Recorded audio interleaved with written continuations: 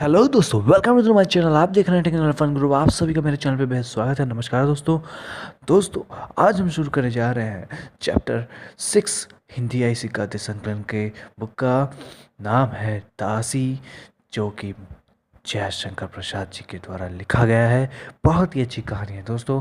शुरू करने से पहले मैं आपसे कहना चाहूँगा, अगर आप मेरे चैनल पर नए हैं तो प्लीज़ हमारे चैनल को सब्सक्राइब कर लें और बेल आइकन को दबाना ना भूलें, ताकि हमारे लेटेस्ट वीडियो के नोटिफिकेशन सबसे पहले आपको मिल पाए। तो चलिए दोस्तों, ज़्यादा समय ना वेस्ट करते हुए सीधे शुरू करते हैं। यह खेल किसको दिखा रहे हो बलराज? कहते हुए फिरोजा ने युवकी की कलाई पकड़ ली। युवक की मुट्ठी में एक भयानक छुरा चमक रहा था। उसने झुलझुलाकर फिरोजा की तरफ देखा। वह खिलखिलाकर हंस पड़ी। फिरोजा युवती से अधिक बालिका थी। अल्हड़पन, चंचलता और हंसी से बनी हुई वह तुर्क बाला सब हृदयों के स्नेह के समीप थी। नीली नसों से जकड़ी हुई बलराज की पुष्ट कलाई उन कोमल उंगलियों के बीच ही स्थिर हो गई थी। उसने कहा, फिरोजा, तुम मेरे सुख में बाधा दे रही हो। सुख जीने में है बलराज। ऐसी हरी भरी दुनिया, फूल बेलों से सजे हुए नदियों के सुंदर किनारे, सुनहला सवेरा, चांदी की रात, इन सब से मुंह मोड़कर आंखें बंद कर लेना कभी नहीं। सबसे बढ़कर तो इसमें हम लोगों की उछल कूद का तमाशा है। मैं तुम्हें मरने न दूंगी। क्यों? यूं ही बेकार मर जाना? वाह, ऐसा तो नहीं हो सकता। जिन्हों के किनारे तुर्क से लड़ते हुए मर जाना दूसरी बात है। तब मैं तुम्हारी कब्र बनवाती, उस पर फूल चढ़ाती, पर इस गजरी नदी के किनारे अपना छुरा अपने कलेजे में भोग कर मर जाना बचपना भी तो नहीं है।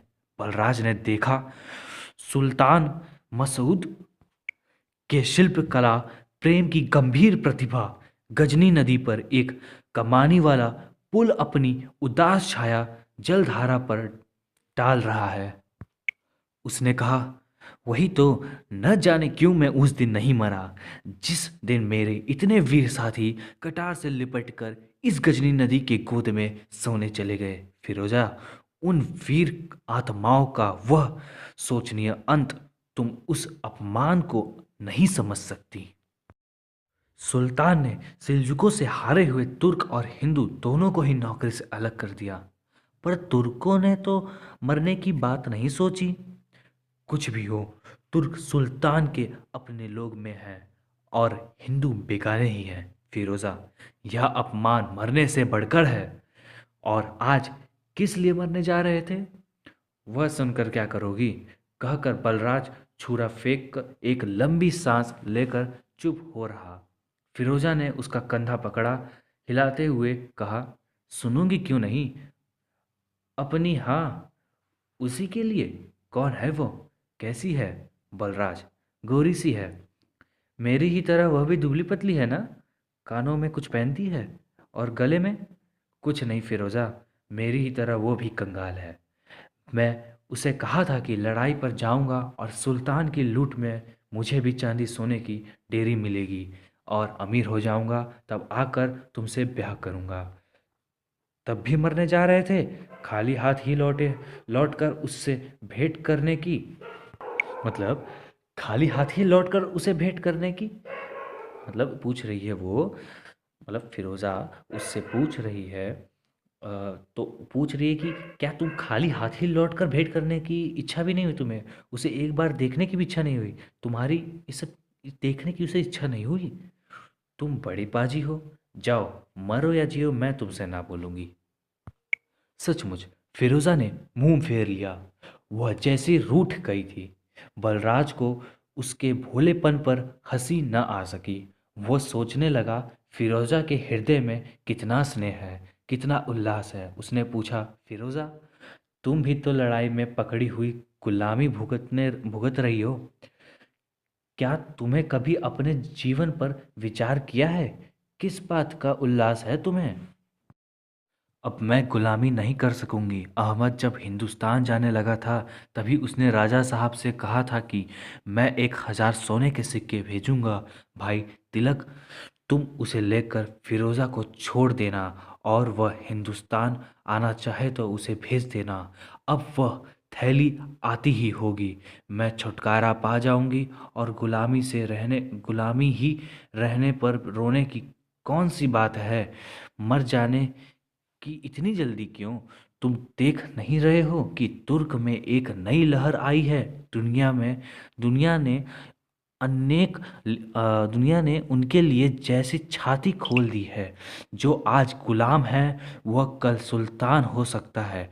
फिर रोना किस बात का? जितनी ही देर हंस सकती हूँ उस समय मैं रोने में क्यों बिताऊं? मतलब वो कहना चाहती है जो आज गुलाम कर रहा है वो कल राज भी कर सकता है। तो आज जो हम लोग हंस सकते हैं तो उसको रोने में क्यों बिताऊं? आज का समय खुल के जीते हैं। तब फिर तुम्हारा सुखमय जीवन और भी लंबा हो फिरोज़ा, किंतु आज तुमने जो मुझे मरने से रोक दिया यह अच्छा नहीं किया। सुल्तान ये कहता है फिरोज़ा से।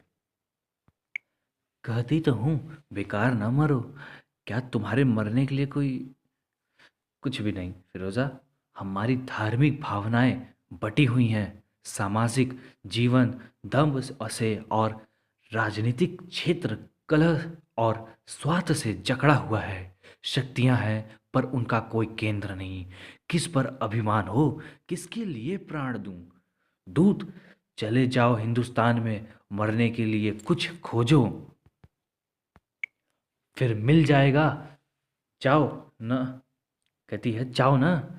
कहीं वह तुम्हारी मिल जाए तो किसी झोपड़ी में ही काट लेना। न सही अमीरी किसी तरह से तो कटेगी। जितने दिन जीने के हो उन पर भरोसा रखना। बलराज, न जाने क्यों मैं तुम्हें मरने देना नहीं चाहती। वह तुम्हारी राह देखती हुई कहीं जी रही हो तब आह कभी उसने देखा कभी उसे देख पाती तो उसका मुंह भी चूम लेती। कितना प्यार होगा उसके छोटे से हृदय में। ले, ये 5 दिरम मुझे कल राजा साहब ने इनाम के लिए दिए हैं। इन्हें लेते जाओ। देखो उससे जाकर भेंट करना। दोस्तों यहाँ जो वह उससे जाके भेंट करना, वहाँ वो मिल जाए, ये जहाँ वो शब्द जिसके लिए यूज़ हो रहा है उसका नाम इरावती है। तो अभी इरावती है, अभी उसके बारे में आपको धीरे धीरे आगे पता चलेगा। दोस्तों अगर आप हमारे चैनल पर नए हैं तो प्लीज़ हमारे चैनल को सब्सक्राइब कर लीजिए। दोस्तों ये एक वीडियो बनाने में बहुत मेहनत लगता है। अगर आप इसको सब्सक्राइब कर लेंगे और लाइक कर देंगे, दोस्तों के साथ शेयर करना नहीं भूलेंगे और बेल आइकन को दबाना नहीं भूलेंगे तो मुझे लगेगा कि ये मेरी मेहनत सफल हो गई है। तो दोस्तों आप इसे सब्सक्राइब करना ना भूलिएगा। थैंक यू दोस्तों, ज़्यादा समय ना वेस्ट करते हुए चलिए आगे चलते हैं। फिरोज़ा की आंखों में आंसू भरे थे। तभी वह जैसे हंस रही थी, सहसा वह 5 धातु के टुकड़ों को बलराज के हाथों पर रखकर झाड़ियों में घुस गई। बलराज चुपचाप अपने हाथों पर के उन चमकीले टुकड़ों को देख रहा था। हाथ कुछ झुक रहा था। धीरे से टुकड़े उसके हाथ से खिसक पड़े। वह बैठ गया। सामने एक पुरुष खड़ा मुस्कुरा रहा था। बलराज, राजा साहब, जैसे आंखें खोलते हुए बलराज ने कहा और उठकर खड़ा हो गया। मैं सब सुन रहा था, ये राजा कह रहा है। तुम हिंदुस्तान चले जाओ, मैं भी तुमको यही सलाह दूंगा। किंतु एक बात है। वह क्या राजा साहब? मैं तुम्हारे दुख का अनुभव कर रहा हूँ। जो बातें तुमने अभी फिरोजा से कही है उन्हें सुनकर मेरे हृदय विचलित हो उठे। किंतु क्या करूं, आकांक्षा का नशा पी लिया है, वही मुझे बेबस किए हैं। जिस दुख से मनुष्य छाती फाड़ कर चिल्लाने लगता है, जिससे सिर पटक कर रोने लगता है, वैसी प्रतिकूल परिस्थिति में मैं भी केवल सिर नीचे कर चुप रहना अच्छा समझता हूँ। क्या क्या ही अच्छा होता कि जिस सुख में, कह रहा है, क्या ही अच्छा होता कि जिस सुख में आनंद तरीके से मनुष्य उन्मत्ता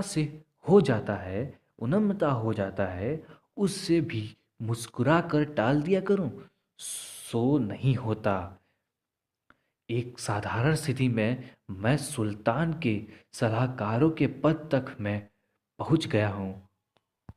मैं भी हिंदुस्तान का ही एक कंगाल था। प्रतिदिन की मर्यादा वृद्धि, राजकीय विश्वास और उसमें सुख की अनुभूति ने मेरे जीवन को पहली बनाकर रख दी। जाने दो, मैंने सुल्तान के दरबार से जितना सीखा है वह मेरे लिए बहुत है। एक बनावटी गंभीरता, छलपूर्ण विनय, ओह कितना भीषण है वह विचार। मैं धीरे धीरे इतना बन गया हूँ कि मेरी सहृदयता सहृदयता घूंघट घूंघट पलटने नहीं पलटती। लोगों लोगों को मेरी छाती में हृदय के होने का संदेह हो चला है। फिर भी मैं तुमसे अपनी सध्यता को प्रकट कर रहा हूँ। तुम भी आज तुमने आज तुमने जो मेरे संभव की धारा का बाढ़ तोड़ दिया है। और मैं बस राजा साहब और कुछ ना कहिए, मैं जानता हूँ, मैं समझ गया कि अब क्या करना है। ये चीज़ वो सुल्तान कहता है। ठहरो, मुझे अधिक अवकाश नहीं है। कल यहाँ से कुछ विद्रोह गुलाम अहमद नियालतगीन से सॉरी नियालतगीन से पास होकर लाहौर जाने वाले हैं। उन्हीं के साथ तुम चले जाओ। यह लो, कहते हुए सुल्तान के विश्वासी राजा तिलक ने बलराज के हाथ में थैली रख दी। बलराज वहाँ से चुपचाप चल पड़ा। तिलक सुल्तान महमूद राजा का अत्यंत विश्वास पात्र हिंदू कर्मचारी था। अपने बुद्धि बल से कट्टर यवनों के बीच अपनी प्रतिष्ठा दृढ़ रखने के कारण सुल्तान मसूद पहले का राजा के शासन काल में भी वह अपेक्षा का पात्र नहीं था। फिर भी वह अपने हिंद को समझता था, चाहे अन्य लोग उसे जो भी समझते रहे हों। बलराज की बातें वह सुन चुका था। आज उसकी मनोवृत्तियों में भयानक हलचल भी थी। साहस उसने पुकारा फिरोजा सहसा उसने पुकारा फिरोजा। झाड़ियों से निकलकर फिरोजा ने उसके सामने सिर झुकाया और तिलक ने उसके सिर पर हाथ रखते हुए कोमल स्वरों में पूछा, फिरोजा, तुम अहमद के पास हिंदुस्तान जाना चाहती हो? फिरोजा के हृदय में कंपन होने लगा। वह कुछ न बोली। फिर तिलक ने कहा, डरो मत, साफ साफ कहो। तिलक राजा है। क्या अहमद ने आपके पास दिनारे भेज दी, सिक्के भेज दी? फिरोजा पूछती है राजा से। यह कहकर फिरोजा ने अपनी उत्कंठा आंखें भरी उठाई, कि एक आश्चर्य भरी निगाहों से उसने ऊपर देखा कि क्या भेजी है कि नहीं भेजी। ऐसा सोचते हुए ऐसी दिशा में उसने आंखें उठा के देखा राजा को। तिलक ने हंस कर कहा, सो तो उसने नहीं भेजी, तब भी तुम जाना चाहती हो तो मुझसे कहो। मैं क्या कह सकती हूँ, जैसे मेरी ऐसा कहकर रुक गई। कहते कहते उसकी आंखों में आंसू उछला उठे। तिलक ने कहा राजा ने कहा, फिरोजा तुम जा सकती हो। कुछ सोने के टुकड़े के लिए मैं तुम्हारा हृदय नहीं कुचल सकता। तो फिरोजा कहती है, सच? आश्चर्य भरी कृतज्ञता उसकी वाणी में थी। राजा कहता है, सच फिरोजा, अहमद मेरा मित्र है और एक काम के लिए तुम्हें भेज रहा हूँ वहाँ। एक काम के लिए भी वो कह रहा है, भेज रहा है। राजा कह रहा है, उसे जाकर समझाओ कि वह अपने सेना लेकर पंजाब के बाहर इधर उधर हिंदुस्तान में लूट मार ना किया करे। मैं कुछ ही दिनों में सुल्तान को कहकर खजाना और माल गुजारे का अधिकार भी उसी को दिला दूंगा। थोड़ा समझकर धीरे धीरे काम करने से भी सब हो जाएगा, समझी ना? दरबार में इस पर गर्मा गर्मी है कि अहमद की नीयत खराब है। कहीं ऐसा ना हो कि मुझी को सुल्तान इस काम के लिए भेज दे। राजा जो है सुल्तान को खजाना भेजना चाहता है, वो कुछ कुछ धीरे धीरे करके भेजेगा, मगर सब लोग ये सोच रहे हैं कि राजा की नीयत खराब है। ऐसा सब लोग कह के कहीं सुल्तान एक दिन खुद ही ना उनसे ये सारी चीज़ें मांगने चले आए, इससे पहले कि वो ये सारा सामान उसको देना चाहता है। फिरोज़ा, मैं हिंदुस्तान नहीं जाना चाहता। मेरी एक छोटी बहन थी, वह वहाँ है। क्या दुख उसने पाया? मेरी यह जाति है। मरी या जीती है, मतलब जी रही है, जिंदा है या मर गई है, इसके बारे में वो जानने की कोई चेष्टा भी नहीं किया आज तक राजा। और भी मैं हिंदू हूँ फिरोज़ा। आज तक अपनी आकांक्षा में भुला हुआ, अपनी आराम में मस्त, अपनी उन्नति में विस्मित, कर गजनी में बैठा हुआ हिंदुस्तान को, अपनी जन्मभूमि को और उसके दुख दर्द को भूल गया हूँ। सुल्तान महमूद के लूटों की गिनती करना, उस रक्त रंजित धन की तालिका बनाना, हिंदुस्तान की ही शोषण के लिए सुल्तान ने नई नई तरकीबें बताई, यही तो मेरा काम था। जिससे राजा मेरी इतनी प्रतिष्ठा का है, मतलब जिससे राजा का, मतलब जिससे उसका इतनी प्रतिष्ठा है, जिसने वो इतने इतने तरीके बताए कि वो हिंदुस्तान में अलग अलग तरीके से परेशानी उत्पन्न कर सके। इस कारण उसका समाज में इतनी प्रतिष्ठा है। ये सब कुछ वो उससे, फिरोज़ा से कहता है। दूर रहकर भी मैं वहाँ कुछ नहीं कर सकता, पर कहीं मुझे हिंदुस्तान जाना पड़ा, फिर उसी के गोद में रहना पड़ा, तो मैं क्या करूँगा फिरोज़ा? मैं वहाँ जाकर पागल हो जाऊँगा। चीर निर्वासित, विस्मित अपराधी इरावती मेरी बहन, आह, मैं उसे क्या मुंह दिखलाऊंगा? वह कितने कष्टों में जीती होगी, और मर गई हो तो फिरोज़ा, अहमद से कहना मेरी मित्रता के नाते मुझे इस दुख में से बचा ले। मतलब वो अपने फ्रेंडशिप को रखना चाहता है, अपने दोस्ती को बचाना चाहता है।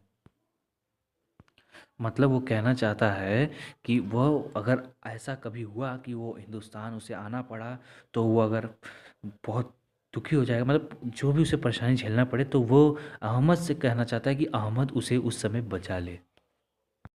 दोस्तों, अगर आपको ये वीडियो अच्छा लग रहा है तो प्लीज़ सब्सक्राइब कर लीजिए। मैं आप बहुत मेहनत से आपके लिए वीडियो बनाता हूँ, तो आप भी मेरे लिए एक मदद कर सकते हैं, आपका भी बनता है हक। दोस्तों, बस आपको कुछ नहीं करना है, केवल सब्सक्राइब करना है। दोस्तों, फ्री ऑफ कॉस्ट है सब्सक्राइब करना, प्लीज़ कर दीजिए। तो चलिए दोस्तों, ज़्यादा समय ना वेस्ट करते हुए आगे चलते हैं और इस कहानी को पूरा सुनते हैं। मैं जाऊंगी और इरावती को खोज निकालूंगी राजा साहब। आपके हृदय में इतनी टीस है, आज तक मैं जानती नहीं थी।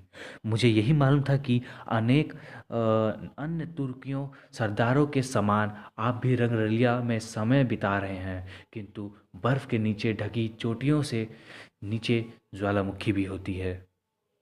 मतलब फिरोज़ा कहती है राजा से कि मैं उनके इस व्यवहार, इस उनके नए नए फेस, नए उनके चरित्र के बारे में वो नहीं जानती थी कि वो क्या पीड़ा झेल रहे हैं, वो किस तरह से रह रहे हैं। तो जाओ फिरोज़ा, मुझे बचाने के लिए उस भयानक आग से जिससे मेरा हृदय जल उठा है, मेरी रक्षा करो। कहते हुए राजा तिलक उसी जगह बैठ जाते हैं। फिरोज़ा खड़ी थी। धीरे धीरे राजा के मुख पर एक संदिग्धता आ चली। अब अंधेरा हो रहा था। गजनी के लहरों पर, मतलब उस लोग जिस जगह थे वहाँ का नाम गजनी है। गजनी मतलब उस समुद्र के किनारे वाले जगह पे, नदी के किनारे गजनी के लहरों पर से शीतल पवन उन झाड़ियों में भरने लगा था। सामने ही राजा साहब का महल था। उसका शुभ्र गुंबद गुंबद उस अंधकार में भी अपनी उज्ज्वलता से भरी ऊंचे सिर किए खड़ा था। तिलक ने कहा, फिरोजा, जाने से पहले अपना वह गाना सुनाती जाओ। फिर फिरोजा गाने लगती है। उसके गीत की ध्वनि थी, मैं जलती हुई दीप शिखा हूँ और तुम हृदय रजन प्रभात हो। जब तक देखती नहीं जला करती हूँ, और जब तुम्हें देख लेती हूँ तब मेरे अस्तित्व का अंत हो जाता है मेरे प्रियतम। संध्या की अंधेरी झाड़ियों में गीत की गुंजार घूमने लगी। राजा कहता है, यदि एक बार मैं उसे देख पाता, पर यह होने से रहा।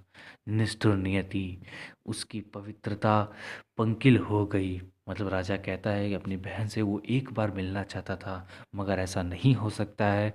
तो वो नियति को तो दोष, उसे नियति को दोष देती है। उसके बाद उसकी उज्ज्वलता पर संसार के काले हाथ ने अपनी छाप लगा दी होगी।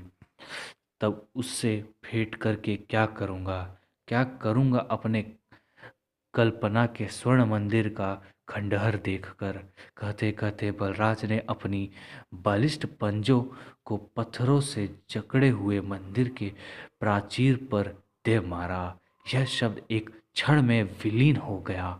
युवक ने आरक्त आंखों से उस विशाल मंदिर को देखा और वह पागल सा हो खड़ा उठा। परिक्रमा से ऊंचे ऊंचे खंभों से धक्के खाते हुए घूमने लगा। मतलब उसे वो खुद पे बहुत अफसोस आ रहा था। वो सोच रहा था कि ये दुनिया उस मतलब वो अपनी बहन को कह रहा है ये दुनिया उसे खा गई होगी, उसे लूट ली होगी।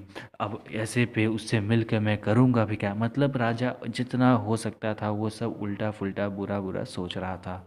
अपने बहन से मिलने के लिए वो इतना उतावला हो गया था, अपने इतना चिंतित हो रहा था कि वो बहुत निराश हो गया था। गर्भगृह के द्वारपालों पर उसकी दृष्टि पड़ी। वे तेल से चुपड़े हुए काले काले दूत अपने भीषण त्रिशूल से जैसे युवक की ओर संकेत कर रहे थे। वह ठिठक गया। सामने दिवग्रह के समीप कृत का खंडदीप जल रहा था। केसर, कस्तूरी और आगरू आगरू के आगरू से मिश्रित फूलों के दिव्य सुगंध की झकोर रह रह कर भीतर से आ रही थी। विद्रोही हृदय प्रणत होना नहीं चाहता था, परंतु सामना सिर सामने से झुक ही गया। मतलब सिर सामने से झुक ही गया। देव, मैंने अपने जीवन में जानबूझकर कोई पाप नहीं किया। मैं किसके लिए क्षमा मांगूंगा। गजनी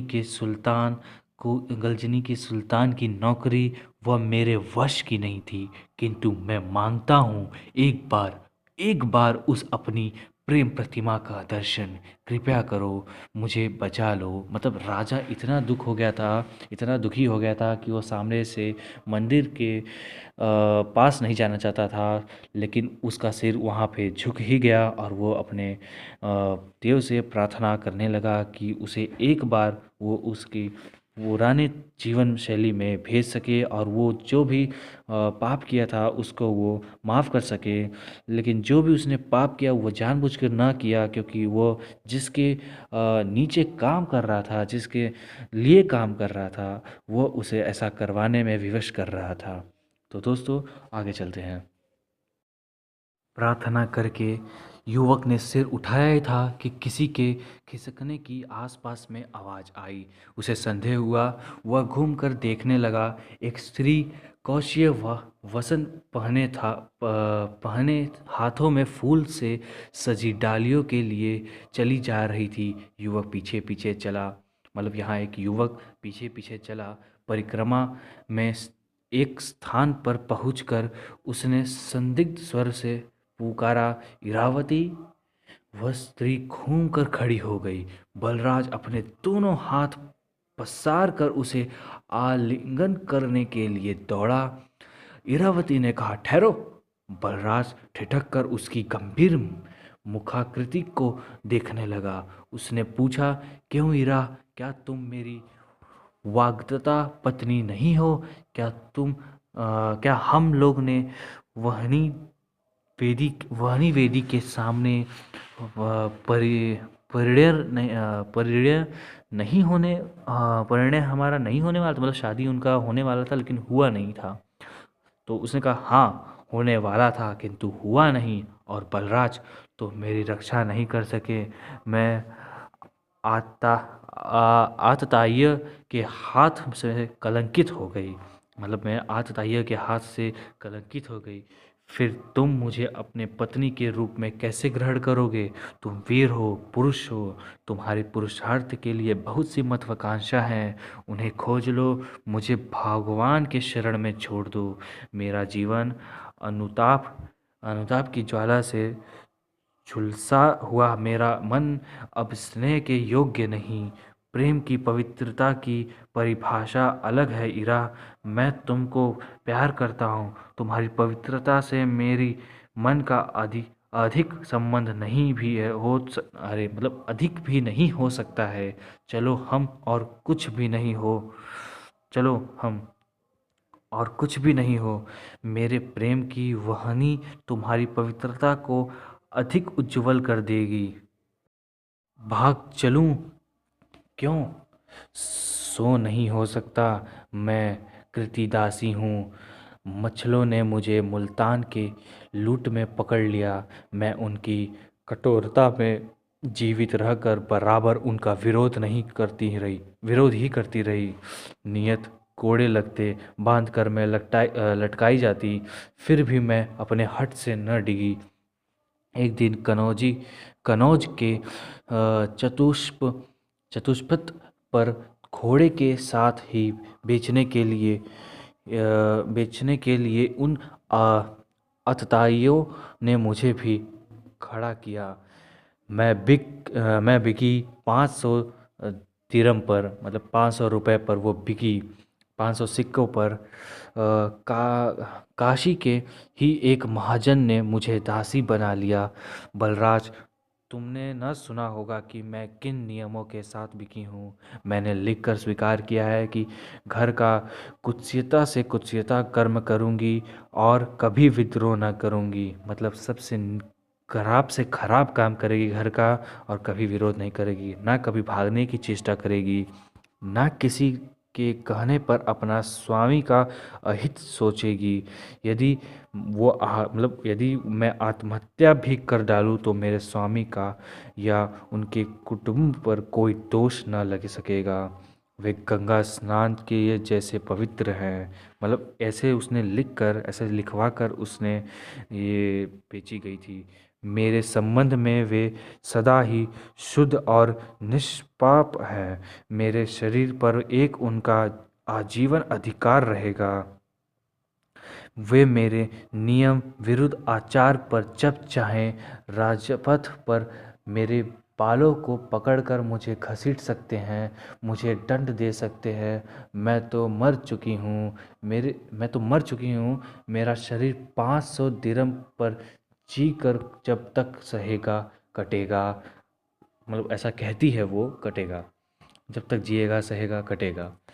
वे चाहे तो मुझे कौड़ी के मोल भी किसी दूसरे के हाथ बेच सकते हैं। मतलब वो किसी को भी छोटे से पैसे के लिए भी बेच सकते हैं। समझे? सिर पर दृढ़ रखकर मैंने स्वयं अपने को बचाने का स्वीकृति दी है। उस सत्य को कैसे तोड़ दूं? बलराज ने लाल होकर कहा, इरावती, यह सत्य नहीं है, यह असत्य है। पशुओं के समान मनुष्य भी बिक सकते हैं। मैं यह सोच भी नहीं सकता। ये पाखंड तुर्की घोड़ों के व्यापारी ने फैलाया है। तुमने अनजान में जो प्रतिज्ञा कर ली है, वे ऐसा सत्य नहीं कि पालना किया जाए। मतलब ये ऐसा सत्य नहीं है कि इसका पालन किया जाए। तुम नहीं जानती हो कि तुमको खोजने के लिए ही मैं यवनों की सेवा की है। वो इतना कहकर बहुत दुखी हो गया। मतलब बलराज दुखी हो गया। क्षमा करो बलराज, मैं तुम्हारी तर्क नहीं समझ सकी। मेरी स्वामिनी का रथ दूर चला गया होगा तो मुझे बात सुननी पड़ेगी, क्योंकि आजकल मेरे स्वामिनी नगर से दूर स्वास्थ्य के लिए उपवन में रहते हैं। स्वामिनी के देव दर्शन के लिए आई थी मैं, तब मेरा इतना परिश्रम व्यर्थ हुआ। मतलब वो बलराज कहता है, तब मेरा इतना परिश्रम व्यर्थ हुआ। फिरोज़ा ने व्यर्थ ही आशा दी थी। मैं इतने दिनों भटकता फिर रहा था। इरावती, मुझ पर दया करो।